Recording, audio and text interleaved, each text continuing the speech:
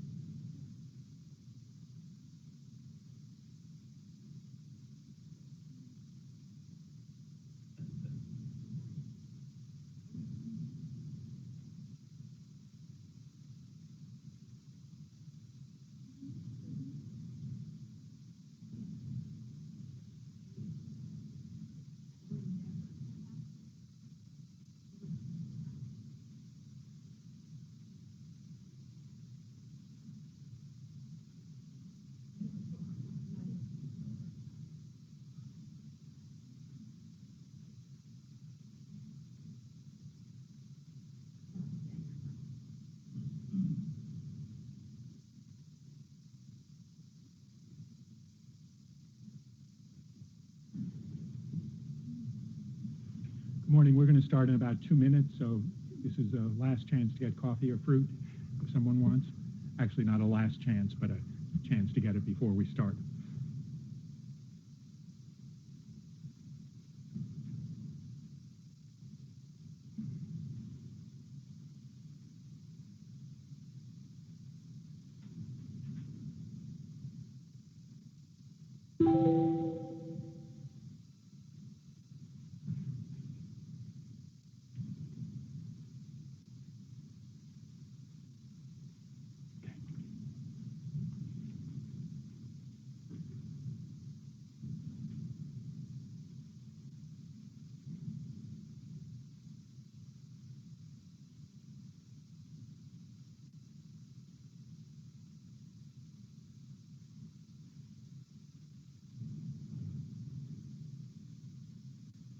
Good morning.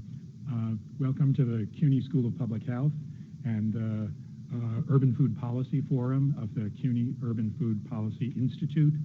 I'm Nick Freudenberg. I teach public health here, and I'm the director of our institute, and we thank you all for coming. In 1999, the U.S. Centers for Disease Control identified 10 great public health triumphs of the 20th century, and one of them was improving the safety of our food system.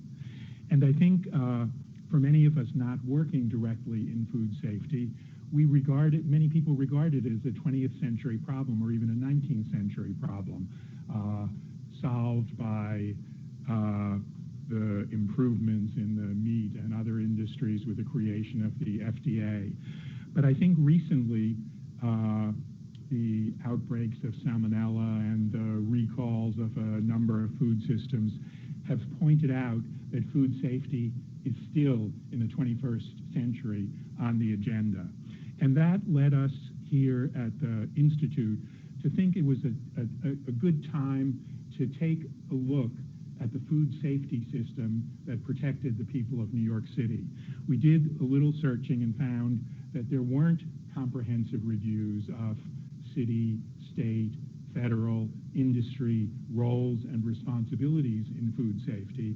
And as we dug in, we found that while there were data available, and the report that we're talking about today was based on that available data, there were a lot of gaps, and it was sometimes hard to interpret the data. So the goal of our report is really to provide New Yorkers, policymakers, legislators, advocates with an overview of the system. And I think we're particularly interested in developing constituencies who can support and advocate for stronger food safety. The reality in this pluralistic society is that those who've been most active on food safety has been the food industry, and they, of course, have their own agenda.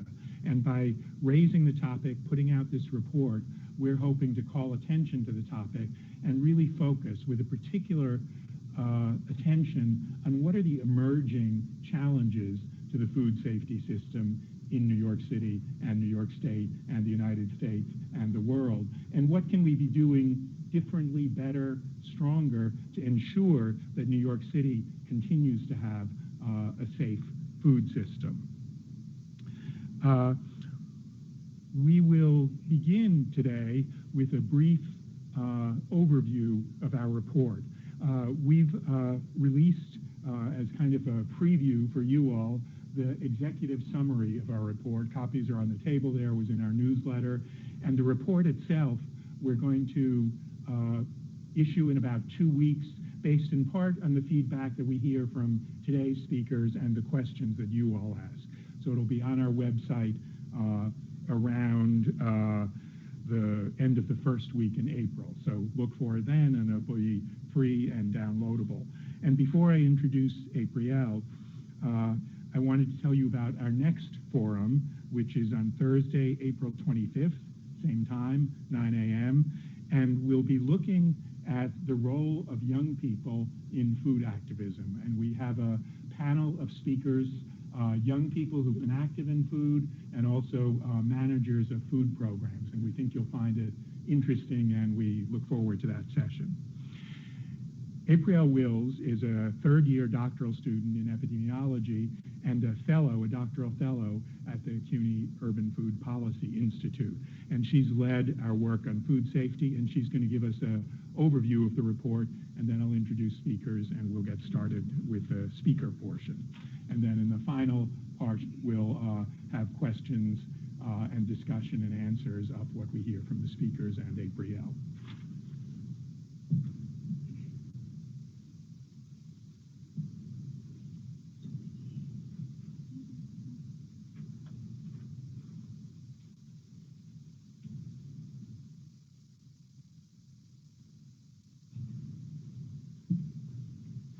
Hi everyone, good morning. Can you hear me okay? Great. So I will spend the next few minutes going over our upcoming food safety report, Eating Without Reservation, Ensuring Food Safety in New York City. So foodborne illness remains a preventable public health challenge in the U.S. It's estimated that 48 million people become sick each year from food-related illness, resulting in a significant number of hospitalizations, and unfortunately about 3,000 deaths. Additionally, foodborne illness is costly. It's estimated that it incurs approximately $365 million in direct costs each year. So foodborne illness, as illustrated in this diagram from the CDC, really starts early on in the food production system, and it really is a farm-to-fork system. So food safety is a scientific discipline that develops methods for handling, preparing, and storing food in ways that prevent foodborne illness, whereas the food safety system describes the activities of federal, state, and city agencies, civil society groups, and other businesses to ensure food safe consumption and prevent foodborne illness. So really our aim in this report was to understand the strengths and weaknesses of New York City's food safety system, and also identify areas of focus for future food safety related issues in years to come. So food safety in New York State actually is faring very well. We see that foodborne illnesses have been on the decline since 1998. This graph reflects data in foodborne illness from 1998 to 2017. And the occasional peaks here likely represent foodborne outbreaks in the state. In New York City, the trends are similar. A 2017 report by the Department of Health and Mental Hygiene reported a 41% drop in sanitary violations since the peak year in fiscal year 2012. As shown in this figure, several indicators of food safety violations fell in the decade after restaurant grading began in 2010 in New York City. Additionally, a 2017 report from the Department of Health and Mental Hygiene, shown in this figure, indicates that salmonella cases fell 32% in New York City between 2010 and 2015, from 15.8 cases per 100,000 in 2010 to 10.7 cases in 2015. The blue line reflecting salmonella cases in New York City, and the orange line reflecting cases in the surrounding areas of New Jersey, Connecticut, New York State.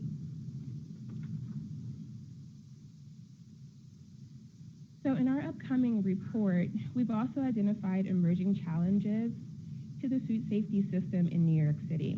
And these potential emerging challenges include ensuring continued food safety for vulnerable populations, such as children and the increasing homeless population here in the city, as well as mitigating disruptions to food safety systems in the event of climate-related natural disasters, ensuring continued food safety practices at farmers markets and CSAs, which are growing in popularity here in the city, and ensuring continued safe food handling practices or identifying barriers to safe food storage for street vendors that participate in a very robust informal economy.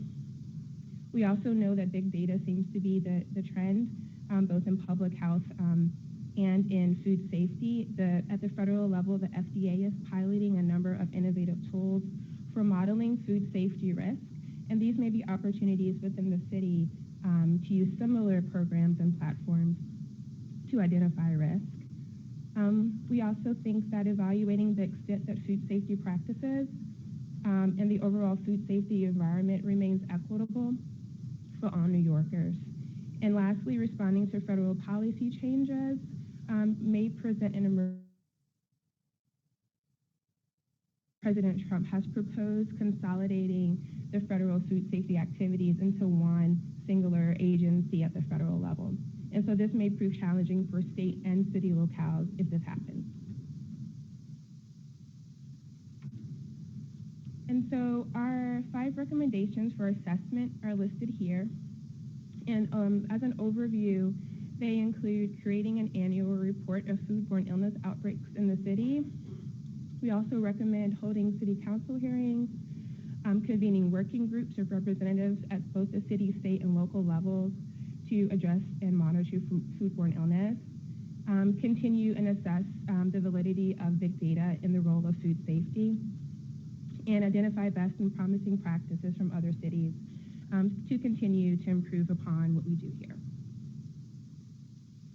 In our report, we also list our recommendations for policy change, and it's also included here, and as you can read along, we recommend that there is a kind of a one-stop shop for food safety data, both for the lay public and for researchers.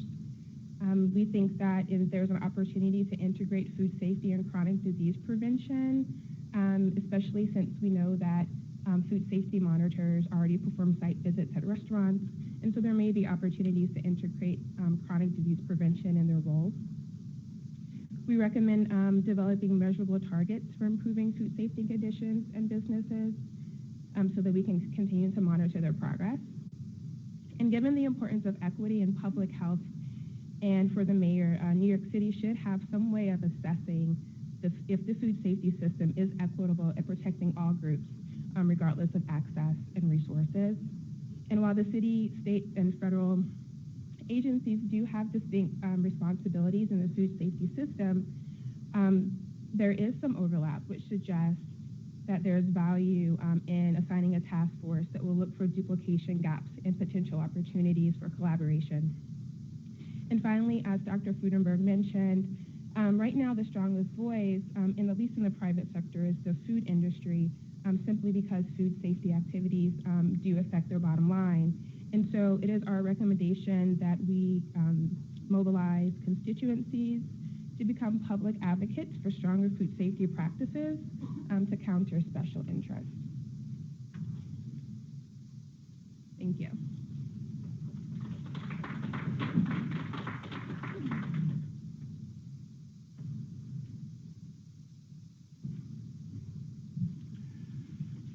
Thanks very much, April. And as some of you have been coming to our forums regularly know, we've been looking at food policy in New York City over the last decade for the last year or so. And I think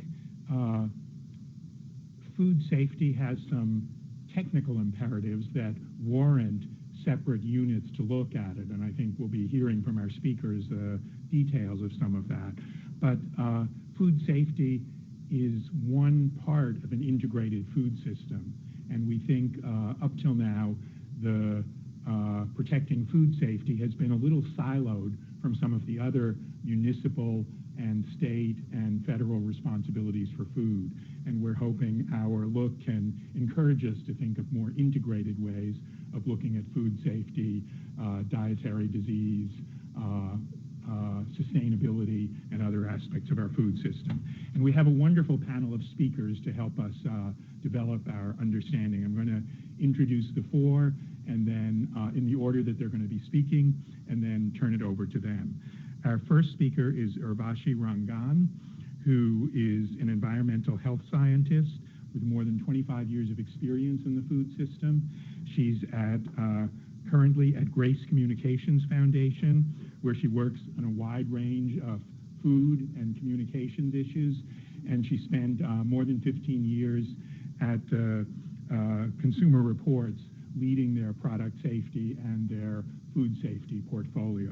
And she's going to talk a little bit about the emerging challenges in food safety. Our next speaker is Corinne Schiff, who's the Deputy Commissioner for Environmental Health at the New York City Department of Health and Mental Hygiene. And her division is responsible for food safety. And she's going to be telling us a little bit about how the New York City Department of Health handles food safety and some of the changes in the last decade or so that have strengthened that protection. Our third speaker is John Luker, who is the Assistant Director of the Division of Food Safety in the New York State Department of Agriculture and Markets, and he's responsible for the food safety portfolio of the New York State, and he'll be telling us about that system. So we'll really be hearing about two of the key systems that protect food safety here in New York City. And our final speaker is Anne Charles Vegdahl, who's an Extension Associate at the Cornell Food Venture Center and has been doing a variety of innovative work around protecting food safety at various levels of the food system. And so with that, I will ask Urvashi to get us started.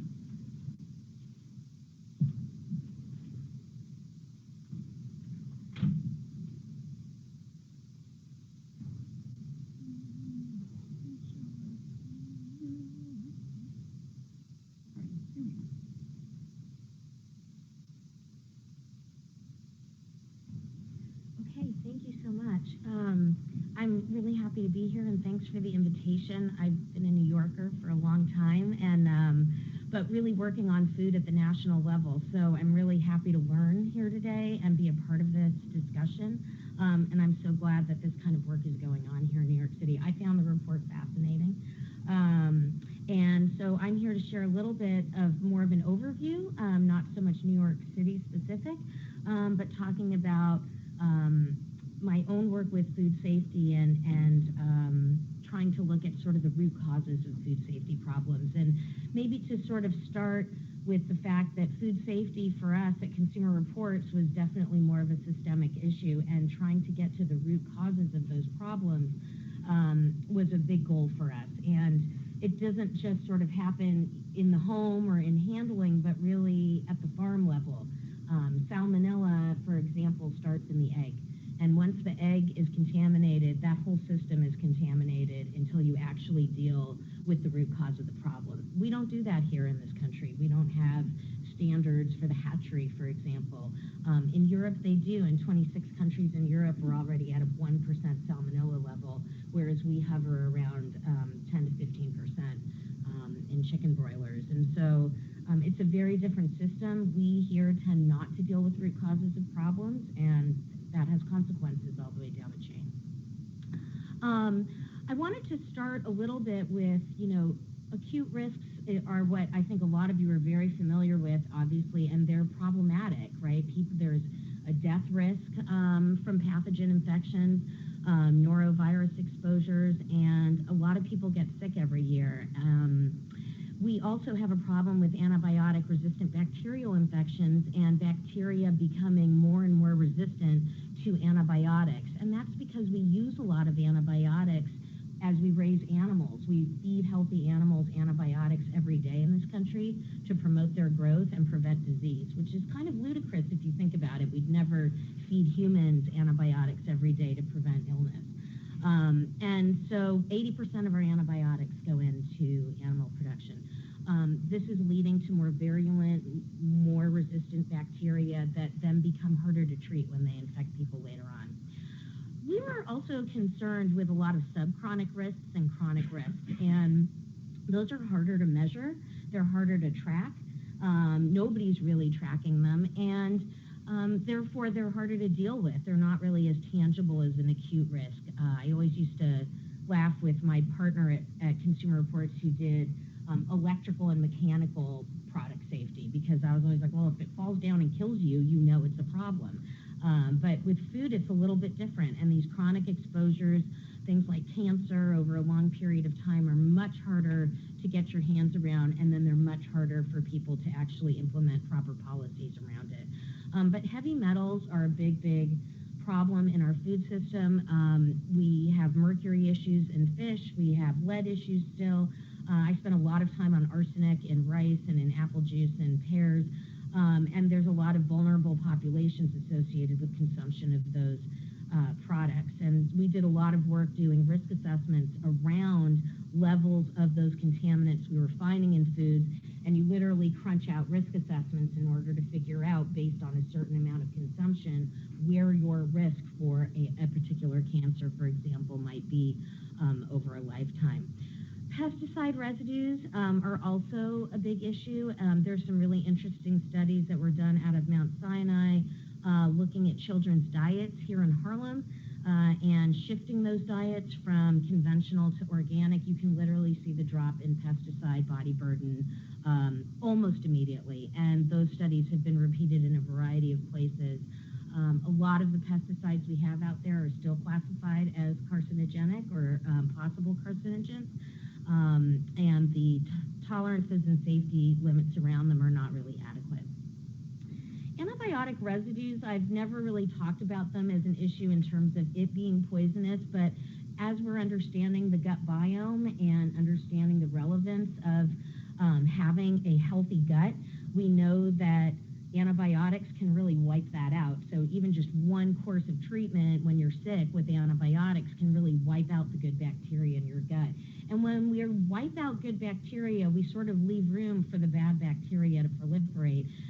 That goes on in our gut, that goes on in the environment, and it turns out the soil's got its own biome, and I'll talk about that in a little bit, which very much mimics our gut biome. And to the degree we destroy that, we also destroy the Earth's ability to actually proliferate the good bacteria, which is responsible for healthy soils, it's responsible for healthy guts, and eating little bits of residue every day or frequently could likely be a problem in affecting gut biome, and that's sort of emerging now and more research is coming out.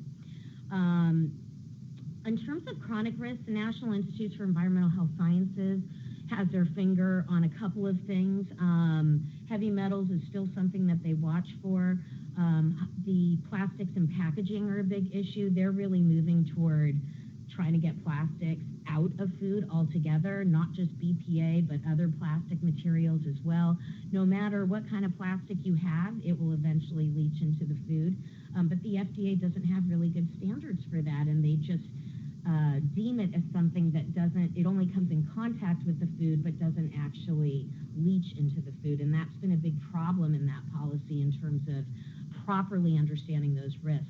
A lot of packaging also falls under confidential business information, so not even the FDA knows what those formulations are. So there's a lot of policy problems around packaging. Perfluorinated compounds are also becoming a much bigger issue. These compounds are persistent almost forever so far, and they're being found everywhere in everybody, and they are definitely a focus point of concern for the NIEHS. Sorry, so, we talked about protections not being adequate. For me, only Salmonella, Campylobacter, and some of the E. coli's are required to be tested in meat and poultry. These are not very good proxies for all contamination. There's a lot more bacteria that are problematic that need to be looked for. Clostridium is one that is not typically looked for. In our beef study that we did in 2015, I think 20% of the beef nationally, ground beef, had Clostridium in it. So these are not adequate. And on top of it, we actually allow legal amounts of food contaminated with these things to go to sale. So it's actually legal to sell these products with certain amounts of pathogens on them with no problem. So our standards aren't exactly adequate for assuring safety. Risks of pesticides, and sort of switching gears, are really based on single exposure. So the government looks at it as if you're exposed to one thing at one time, and we all know that we are not exposed to one thing at one time. It's a multiple exposure route, and we have very little to understand what the additive or possible synergistic effects are of multiple exposures. All to underscore precaution at the end of the day in terms of the amount of exposures that we should be having. Risks are often based on a healthy man and the size of a healthy man, not a child or anything else. So vulnerable populations are often not accounted for. And exposures and outcomes are really not well tracked. One other big emerging issue are new food ingredients. And new food ingredients are not required to be disclosed to the FDA. Companies can roll out new ingredients as they want to. These days, we've got some really strange new ingredients in the market. The Impossible Burger itself introduced 47 new proteins that humans have never consumed before. None of those have gone under adequate or proper safety review at all. Okay, so quickly, I want to leave you with a few bites because this is so difficult to give a real full overview in such a short time. But muscle is sterile before you cut into it. And so it's not that the animal is walking around with contamination inside its body. But the dirtier the animal is from a dirtier farm, the more likely you're going to get contamination in the processing of that. I'm a firm believer that food safety and sustainability are intertwined, that some of the long-term systemic solutions to these food safety problems are actually rooted in sustainable practices, composting properly, manure management, and hygiene. I'm going to go because I'm running out of time. But what it really comes down to is better health and hygiene. And many of you already know that in the room, but I just encourage you to think even more broadly about it in the food system. The cleaner farms are, and the healthier they are, the less reliant they are on chemicals and pesticides. The cleaner and healthier animals are, that is, they have space, they're not crammed together, there's a decreased reliance on drugs. And obviously, you all are very familiar with processing facilities, and it really comes down to hygiene in terms of being correlating to the cleaner food that's going to be served. At the end of the day, we do have some interesting systems out there that are addressing a lot of these issues, and I think we need to kind of bubble them up to make sure that they are meeting food safety requirements, but they seem to have a more sustainable approach besides dousing our food system in chemicals and drugs in order to take care of problems that are really Band-Aid solutions at the end of the day. I just wanted to share quickly some national survey results of where consumers are, and this is from foodprint.org, which is our new website at the Grace Communications Foundation, where we have lots of in-depth reports on beef, on produce, that talk about the food print of those systems. They talk about everything from the inputs at the beginning to the outputs at the end, and so I encourage anybody to visit the site to learn more. But just to sort of bubble up what people's understanding is, buying food that is safe is incredibly important to people. It always has been. People want healthier food, but they also want better produced food. And so marrying those two things along the way is really meeting people where they're at right now. So CSAs, farmers markets, there's more and more people. I mean, 66% is huge. I've never seen a number so large in a response rate for wanting local food. There are lots of advantages to local food systems, and yet there are a lot of challenges, I think, as a lot of you are facing. And so how do we reconcile those things? I don't think it's a matter of trashing a system that is really actually in many ways doing things quite a bit better. So how do we make sure that those smaller systems and alternative systems are meeting good food safety requirements? And again, just to reiterate, people are concerned about pesticide exposure. People are concerned about artificial ingredients and even GMOs and things that are produced with drugs and chemicals every day. And so we know where people are at, and it's a matter of how do we get them the food that they really want. So I will leave it at that, and thank you very much. And I look forward to your questions later.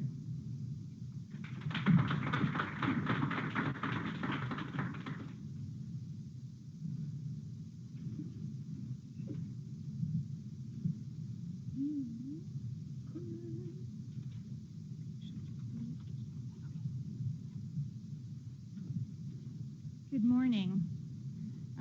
I'm Corinne Schiff from the City Health Department, and I really want to thank the Food Policy Institute for hosting this forum and inviting me, and I'm really excited about the idea of activating a constituency to support food safety. And I'm going to pick up at your third bullet at the fork, and I think the order of panelists is great because we've just seen a really high-level overview about a lot of the issues of concern, and now we're going to zero in on what we do here in New York City and our piece of it, which is at that fork, working to promote the safety of the places where we eat.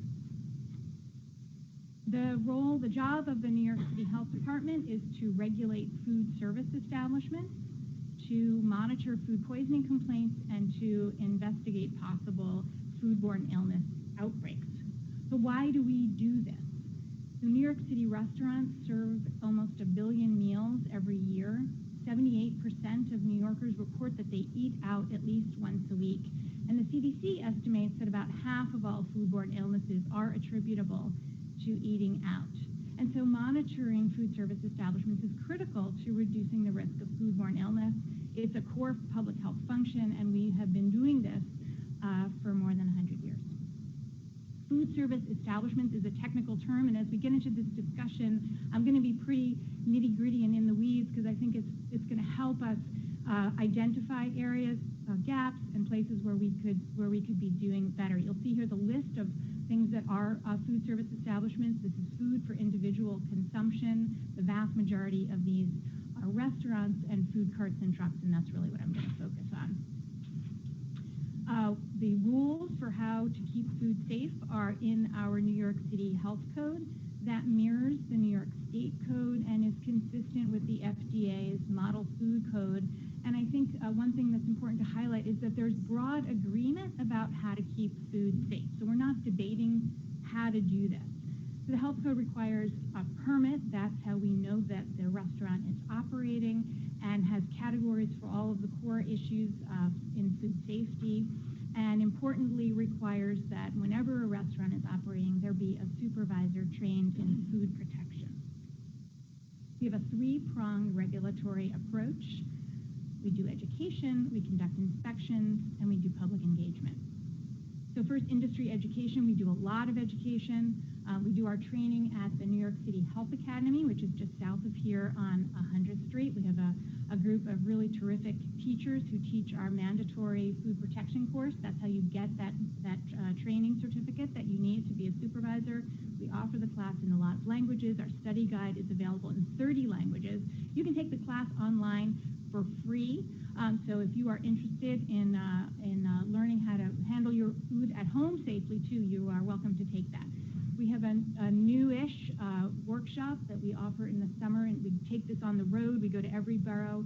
We call it Practicing A-Grade Food Safety, and it's really a refresher class and has been very popular And then we publish a lot of materials to try to help restaurants do what they need to do. Checklists, compliance guides, fact sheets, newsletters. These are in many, many languages. And then we have tailored guidance for restaurants. When we are out there inspecting, that's a teachable moment. We're talking the restaurant through problems that we're identifying, how to fix those. We have a consultative inspection program, which is a sort of restaurants can sign up for this service, and it's a kind of teachable, a teaching time in the restaurant where we're not in an enforcement mode, but we're really in an education-only mode. And then we've created what we call inspection history reports. You can see in that upper left image there, a restaurant can go on our website and type in some information, and we will produce a report for that restaurant that shows history of problems that it's been having in the last 3 years, and that lets them see where do they need to focus and where do they need to do a little more work to bring their standards up. We conduct inspections. These are unannounced. They're at least once a year. It's a risk-based program, so if the restaurant's not doing as well, we'll be there more often.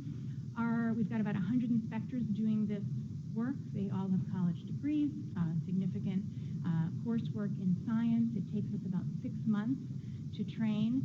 And we don't usually talk about this, but I think as we think about how do you do this, I wanted to note that we have a really complex data system built internally by our health department, IT department.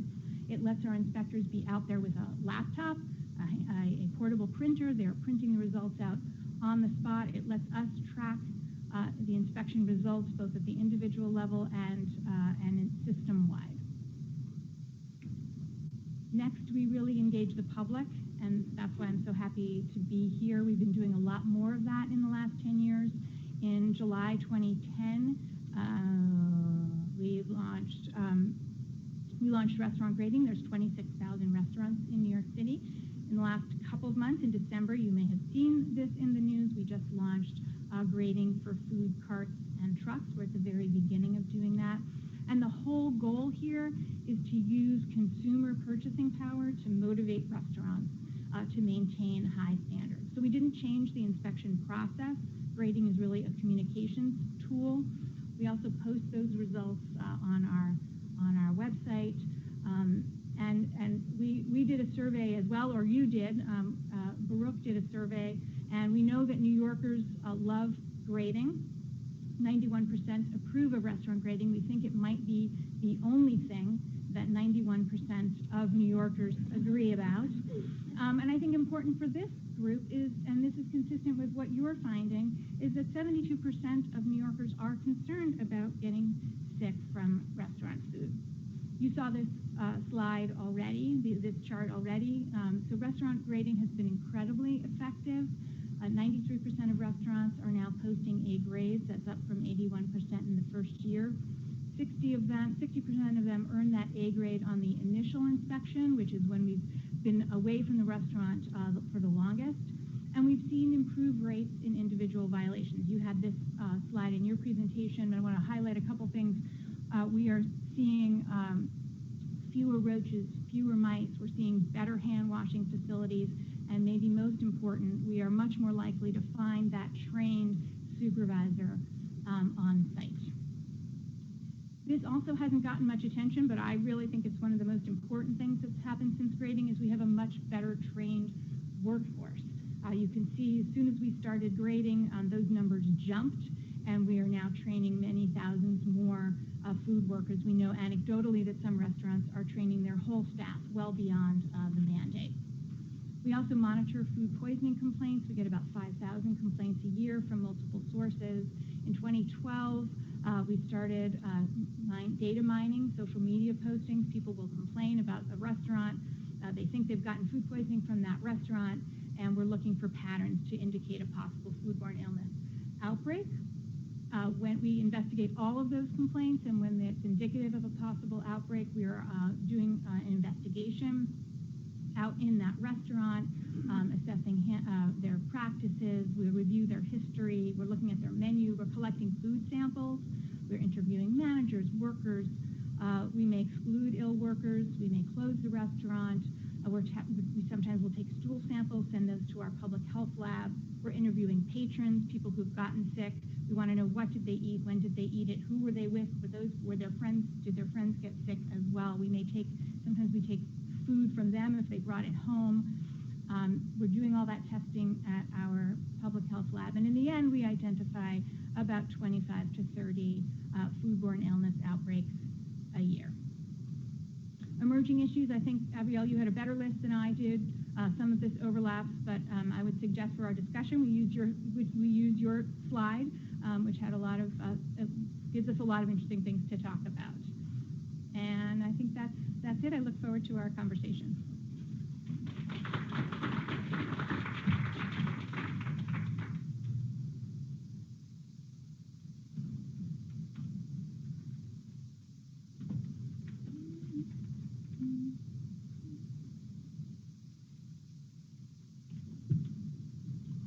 Good morning, everyone. Thank you for an invitation to speak to the group today here. As the slide says, my name is John Luker. I'm Assistant Director with the Department of Agriculture Markets, Division of Food Safety and Inspection. And I've got a bunch of slides here. I want to go through them kind of quickly, talk about what we do, and then hopefully we'll have time for questions, or we will have time for questions afterwards. Where am I going? So real quick, the mission statement of the division: ensure a safe, properly labeled food supply, contribute to orderly marketing of food products in New York State. We do about 30,000 inspections a year. Now I have another slide come up that talks a little bit more about it, but we do inspections basically we're the other guys. We're not the health department. Everybody thinks we're the health department. We inspect grocery stores, we inspect convenience stores, bodegas, any retail stores. We inspect all wholesale manufacturers. We have joint jurisdiction with FDA in that regard. We inspect the live poultry markets. We inspect warehouses. So in New York State, there's about 29,000 retail establishments right now, about 3,000 manufacturing facilities. And as far as consumer complaints, we also investigate consumer complaints. We average about 2,500 consumer complaints a year. We're currently staffed at 75 inspectors located statewide. Just some information on New York City, specific to New York City. We have about 15,000 establishments that are potential places for us to inspect in New York City. Here are some numbers from 2018. We also instituted in January of last year an ABC scoring grade, and I got some slides on that a little bit later, but 9,000 establishments inspections scored as an A, just over 1,000 scored as a B, and 3,700 scored as a C. Now, that's in total, so obviously a store that may have received a C grade, we're going to go back to do a reinspection anywhere from 30 to 60 days, and they may, hopefully they end up with an A, and that would be counted as well. So the numbers statewide are there for comparison too. With regard to our ABC grades, A is basically the facility was in compliance, just general deficiencies, non-health related general deficiencies noted. B are critical deficiencies were noted, but they corrected them at the time of the inspection. And then C are critical deficiencies that were not able to be corrected at the time of the inspection.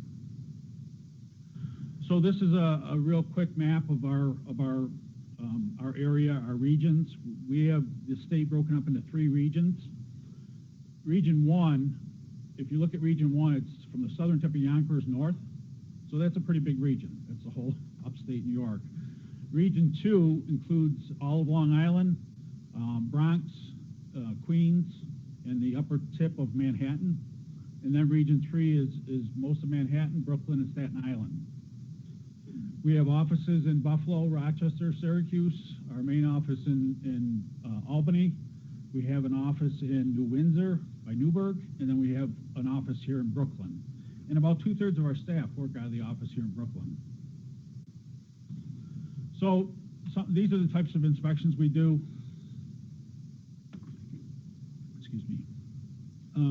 Food stores, retail food stores, manufacturers, poultry markets, slaughterhouses, those are mainly upstate. Warehouses, salvage operations, pretty much anything you see on this list we are involved in. And what I have next to that are the different licenses. These firms all have to be licensed to manufacture these foods in New York State. This is our notice of inspection. This is what changed January 1st of 2018. When we do an inspection at a facility, we leave this form with the representative of the firm. Again, if they score an A, B, or C, it's going to be noted there. According to Article 28 in New York State law, this form has to be posted near each public entrance of a retail facility. So if you're going into a grocery store, much like the health department's letter grades, which are obviously larger, this form should be posted, and there are deficiencies and fines associated if not. So the back of the form is where the deficiencies are noted for us. The left side of the page is critical deficiencies. The right side is general deficiencies. A firm could have 10 general deficiencies, and it's still a passing inspection. If they have one critical deficiency, it would be considered a failing inspection or something that requires a reinspection. In addition to inspections, we're doing consumer complaints, illness investigations, truck wrecks. We do all types of sampling, recalls, economic fraud we're investigating. We have seizure authority in New York State, so our inspectors can take seizure action on adulterated or misbranded food products, or products that are produced in a manner that could render them to be adulterated. So it doesn't even have to be adulterated. If it's in a filthy warehouse, we can take seizure action on products. These are just some pictures of some situations which led to seizures. And thousands of pounds of adulterated food are discarded every year. Obviously, misbranded food can be corrected if it's a labeling issue. Top 5 reasons we have for seizures: rodent and insect defiled foods, temperature abuse is a big issue, adulterated from an unapproved source, or truck accidents. This particular picture was a warehouse that we inspected, took seizure action on the whole warehouse, and that was a frozen, I think it was a turkey that was picked down to the bone by the rats in the warehouse. So, recalls. We do a lot of recalls, about 225 a year. 50% of these are on imported foods. There's a lot of imported foods in New York City area. Class 1 recalls, 63 in 2018. Class 2 are 100. Class 1, and I think I've got it on the next slide, actually. No, maybe not. Class 1 is a recall where there's imminent health hazard or death.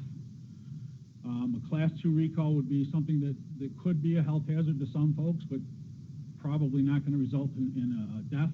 And then Class 3 recalls there's really no health hazard. It's more of an economic fraud or a situation. With Class 3 recall might be ground beef that's labeled as 90% lean and it is actually 85 or 80% lean. These are some of the national recalls that we were involved in. This is our license application. All food processors, retail stores, everybody doing any type of food processing has to be licensed in New York State. That means if they're taking water and freezing it into cubes and selling that as ice cubes, that requires a license. Or if they're making vacuum packaged smoked fish, that also requires a license. So these are some examples of Article 20C licensed foods. Any type of manufacturing, again, requires a license. We do have an exemption for home processors. That's very limited, and it's intended to be that way. No potentially hazardous foods can be manufactured in someone's home. They do have to register with us as a home processor. This is just a list of products that can be made as a home processor. I'm running out of time here, so some traditional products. These are products that cannot be made as a home processor. They would not be allowed. Labeling requirements, 5 labeling requirements in New York State. Identify the name of the product, the name of the manufacturer, and the address, complete address. Could be a P.O. box. The ingredient declaration in order of predominance by weight, and then the net quantity of contents has to be on every retail package. And that's some contact information. I did want to also mention that we work very closely with the health department here in New York City and all the counties across New York State. We have an MOU with New York State Department of Health, which identifies the jurisdictional issues between the two. but it also has a section on foodborne illness investigations and how we work together in that regard. So, thank you.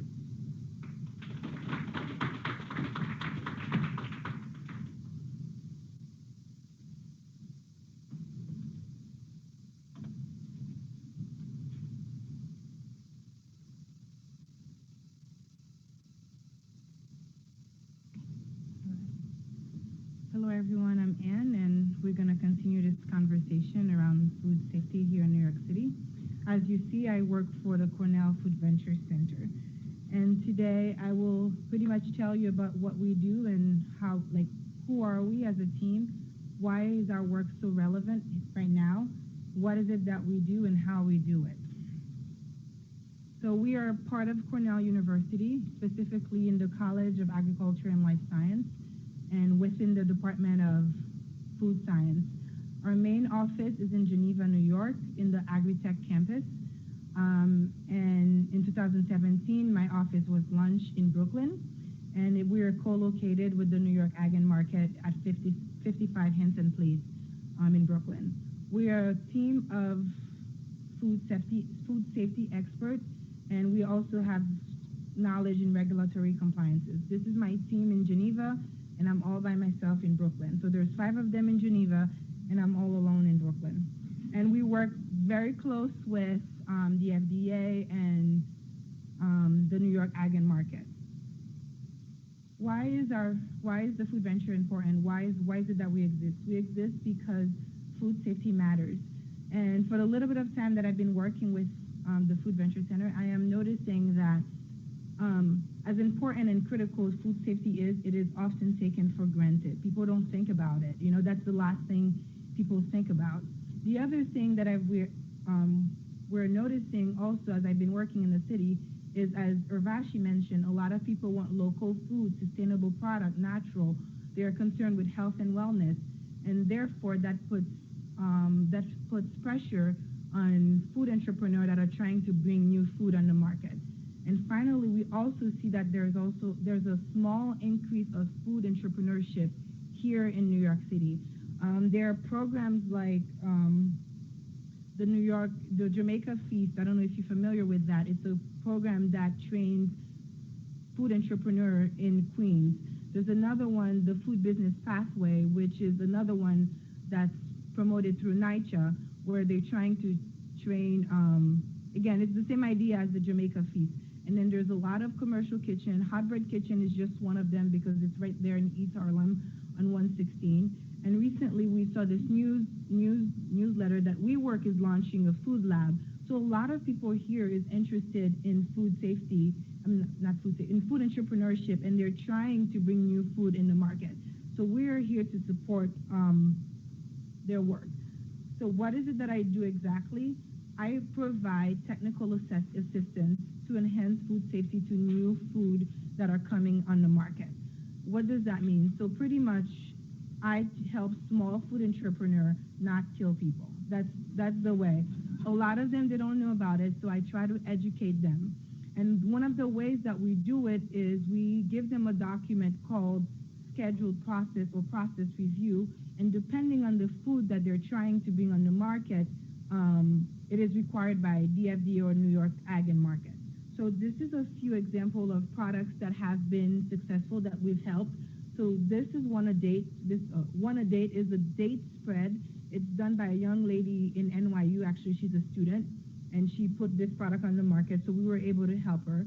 This is a soup that's actually sold at Whole Foods. This is a young lady from Nigerian background that makes soup on the market. Most of her products are refrigerated. But usually that's not how I get the product. This is all clean and cute. I usually get something that looks like this. Someone send it to me in a mason jar, or they're still in a preliminary phase, right? And then they want to put their food in the market. So I tell them, I help them with food. I help them with, I pretty much educate them. Anything that they don't know about food safety, I teach them, right? I also get phone calls from, all types of questions. Do you want to be a co-founder, or do you want to be, what do I do about shelf life? What do I do about nutritional analysis? How do I find a co-packer? I get questions all day. And finally, I also, the Food Venture Center also do trainings and workshops. Last week, I was doing a training in Brooklyn on how to start a food business, what you need to know about regulations and food safety. So as I mentioned before, we are known for the schedule process review, and this is essentially what the document looks like. So it has the person name, their address, the food company. But once they make the food, this is what I want you to pay attention. There's like the critical factors, right? So we tell them the maximum pH they're allowed to have this food at. So if their product is like 3.7, we tell them their max is 3.9. So we give them a little bit of buffer. We tell them what's the cooking temperature, what's the highest temperature, what's the minimum cooking temperature to kill any potential microbes. And we tell them the minimum amount of time they need to hold it. Here in the bottom, we also give them bottling instructions. So for example, if someone is making hot sauce, they fill it hot, at 185 degrees, and we tell them to invert it or tilt it, also so it can sterilize the lid as well as sterilize the bottle. So those are the stuff this is just an example of what we tell them. Obviously, when we write a schedule process, it's a lot more complicated. It's not like apple cider. It's a lot more complicated. There's a lot more ingredients involved. And and then we have a few notes here. We say you're not allowed to change. You're not allowed to change the document or formulations until you talk to us, the process authority. And they need that document so they can get their 20C license from New York Ag and Market. So this is a way of knowing that their product is safe. And that's essentially what I do in a nutshell. And if you have any questions, I'll be happy to continue the conversation here at the panel. Thank you.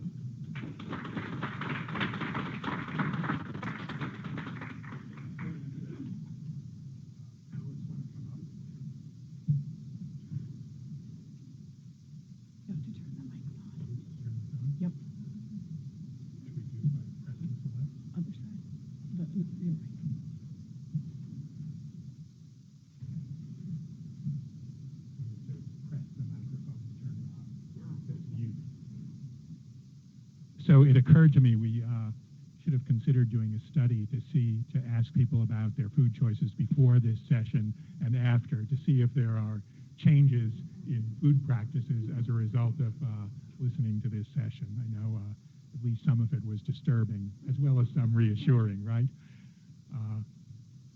That nod on turkey was a little alarming. So as a way of giving more people a chance to either ask questions or give short reactions, we'll take a few questions and then I'll ask the panelists to respond to ones that were either directed at you or that fit into what you know about. Don't feel a need to respond to every question, each one of you. Anybody want to start? And just hold on 1 second for a microphone. And if people asking questions could just quickly introduce themselves, please. Hi, my name is Natalia Marakfer, and I'm an alumna of the NYU Food Studies program, where we studied with Marion Nessel, the godmother of food safety, and learned a lot about ingredients and other impacts in the food safety world. My question is about food allergies, because I'm seeing that as absent as a dimension when we talk about guaranteeing food safety for everyone. I know there are real gaps in how food allergens are labeled, and given Urvashi's conversation about the new proteins that are being introduced especially, I think that that's a dimension that needs to be considered when we consider food safety for all. So I'm just wondering about that. Great, thanks. A couple more questions.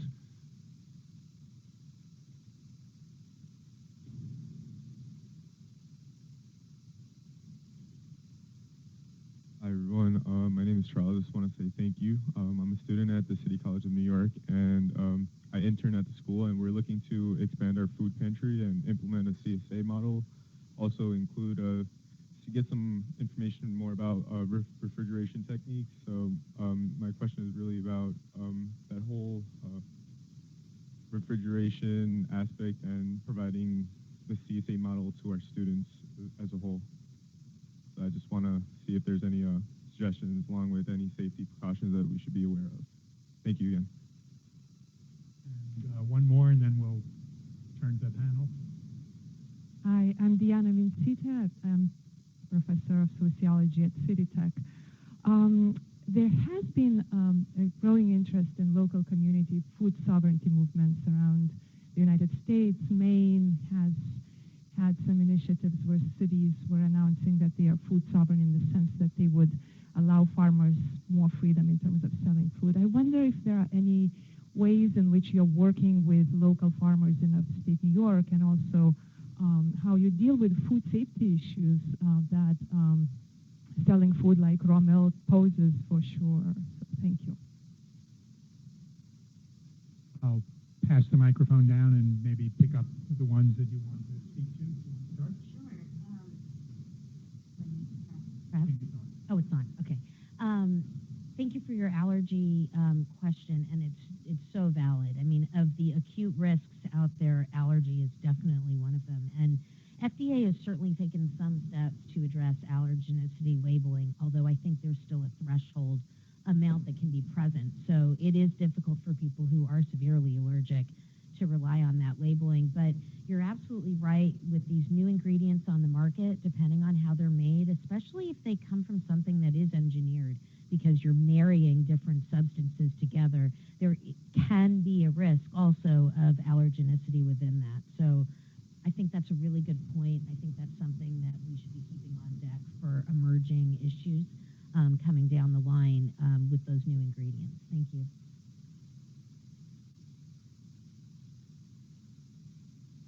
I could talk a little bit about the refrigeration request. Refrigeration requirements in New York State are that any potentially hazardous foods be held at 41 degrees Fahrenheit. We don't specify the type of refrigeration that has to be used for that. You know, if farmers markets, if somebody's selling a product at a farmer's market and they're maintaining it in a cooler with well-drained ice, and the product remains at 41 degrees, then that's perfectly fine. So that's really what it comes down to. I know refrigeration equipment tends to wear out, and a lot of these old cases that you see in stores probably need to be replaced sooner rather than later. But that is our action level. And just one thing on the allergens, the main allergens are considered a Class 1 recall in New York State. So we do take appropriate action with seizure and follow-up within New York State, obviously. And then all of our Class 1 recalls are referred to the Food and Drug Administration as well. I just wanted to comment, at least in my talk, when I was thinking about food safety, and I was, in general, food safety includes biological hazard, chemical, and physical. In terms of biological hazard are the ones that cause the most illnesses, but when it comes to allergen, 1/3 of food recalls, like a little bit over 1/3 of food recalls are caused by allergen, whether it's mislabeled or stuff like that.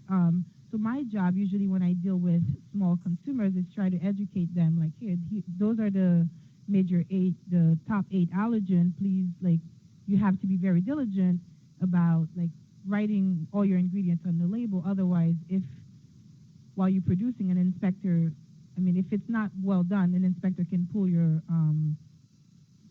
product off the shelf. And for a small manufacturer, that's the fine line between bankruptcy, if they have to deal with something like that. I wanted to say just a few words, not really an answer, but some thoughts about the question about food sovereignty and food safety. And I think there's some tensions between a very localized food system and the industrial food system that produces most of the food consumed in the United States and increasingly the world. And the industrial food system can, at least to some extent, ensure standards, but often at the price of industrial system of producing that food that has externalities around pesticide use, fertilizer use, and so on the environmental and on the health side, often leading to highly processed, ultra-processed foods that are damaging to health. And finding the right balance and finding a way to restore a more local and probably for a place like New York, regional scale to our food system, I think that's an ongoing tension. And the extent to which the corporate sector is in charge of food safety leads them to favor solutions that that privilege the industrial food system rather than the local food system. I don't know if any of you have additional thoughts on that. One thing I did want to mention on that, the food sovereignty, is that our department is promoting through their New York State Grown and Certified program. They are heavily promoting local farmers, local produce, local manufactured foods. So it is a program that these businesses can get involved in. They can take advantage of some of the advertising, the marketing, using the New York State Grown and Certified. So that is a way that they can promote their products either in local stores or some even the larger chain stores are also looking for that New York State Grown and Certified, and we know from surveys that the consumers are as well. So.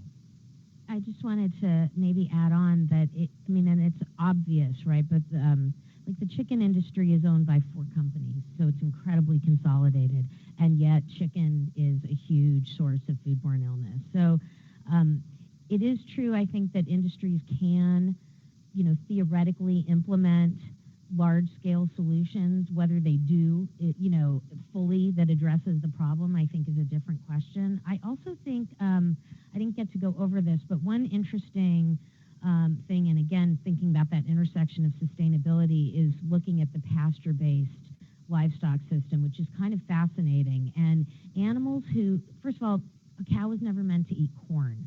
That is a phenomena of this country, and it comes from corn subsidies.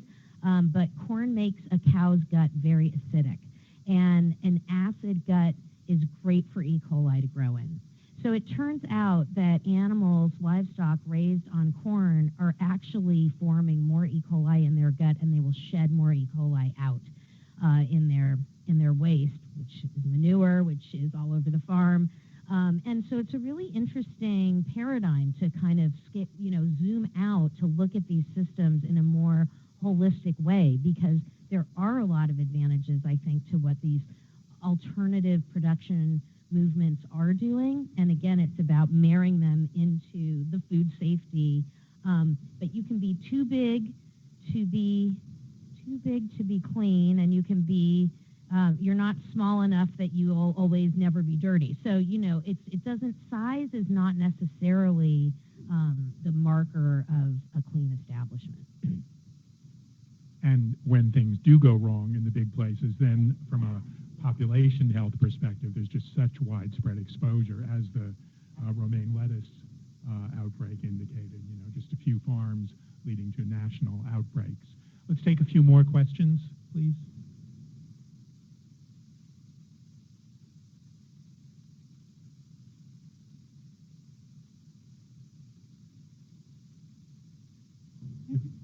Go ahead, Craig. Introduce yourself, please. Hi, I'm Craig Willingham. I'm the Deputy Director here at the Institute. I'm just curious if the folks from government could walk us through some of the thinking around how the issue of CBD, cannabis-based products, particularly with the imminent passing of cannabis legalization in New Jersey. What's the thinking about how those sorts of new products, in my lifetime, I can't think of something that, has really entered the marketplace in that sort of way. So what's the thinking behind how those are reviewed? What are the sorts of different products that, will fall under categories for review for whether it's city or state? I'm just curious. It's a really sort of fascinating time with that. Other questions? My name is Morgan Ames. I'm a researcher here at the CUNY Urban Food Policy Institute.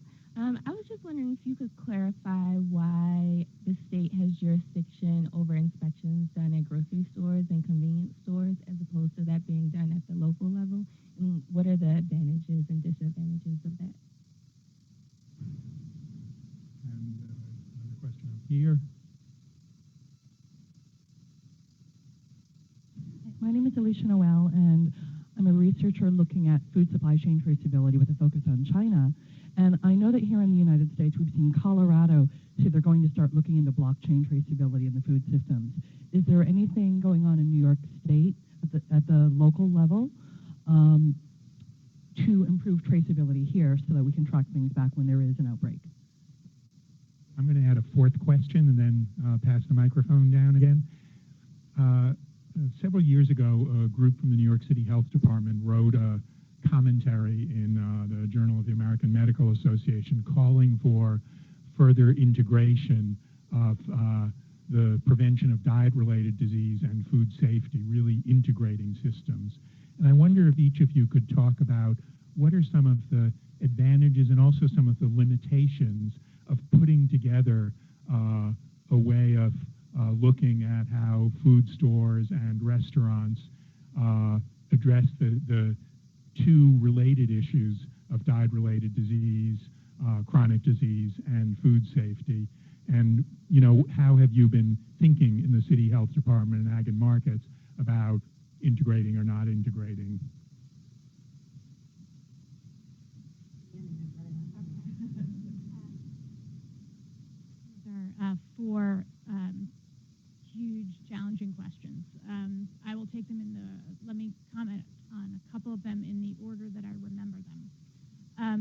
So first, Nick, to your question, I mean, one of the innovative things that the health department has been doing in the last 15 years or so is thinking about the environment where we regulate and emerging chronic disease and the importance of the restaurant setting as a place to do what you would call in the regulatory world kind of a nudge.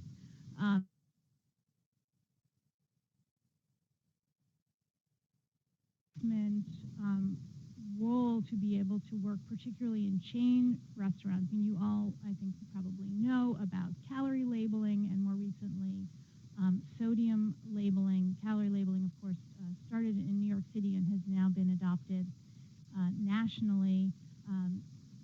And this is a place where we have seen, again, a lot of industry pushback and challenge. I think we've been sued in every time we've launched one of these innovations, and so to have a group that is the public to be a constituency to say that that is food safety and that matters to New Yorkers, and New Yorkers want to know what's in the food and how that relates to their diets is critical, I think.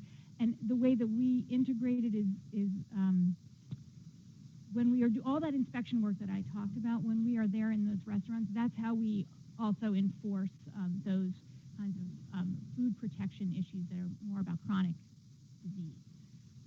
We face a lot of challenges, and in part that's because we need information in order to be able to do that kind of enforcement.